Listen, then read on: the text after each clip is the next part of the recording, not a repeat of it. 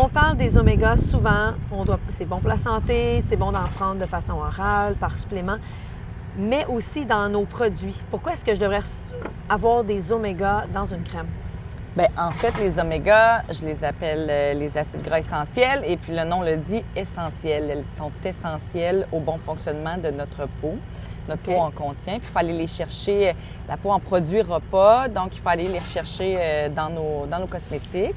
Puis dans une cosmétique traditionnelle, bien, ils vont en mettre, mais étant donné que la base, puis ça revient à la question de tout à l'heure, la base d'un cosmétique traditionnel, étant donné que ça peut être des dérivés de pétrochimie puis de silicone, il n'y a pas, c'est une matière inerte, ça. Il n'y en a pas d'acide gras essentiel.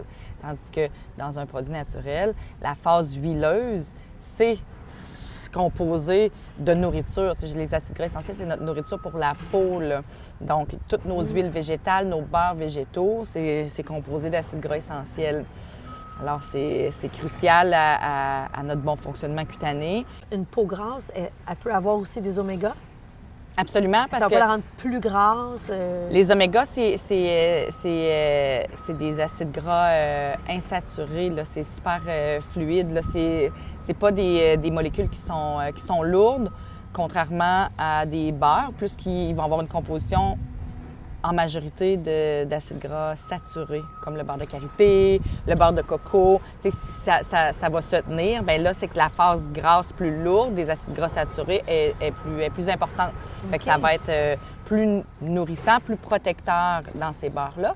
Tandis que dans des huiles fines, comme l'huile de jojoba, par exemple, qu'on dit que ta peau soit en hypo ou en hypersécrétion sébacée, ça vient la régulariser parce que c'est super léger, là. Autant pour une peau sèche qu'une peau grasse, là. Quelqu'un qui a trop d'huile, pas assez d'huile. Chaque huile végétale a sa propre composition.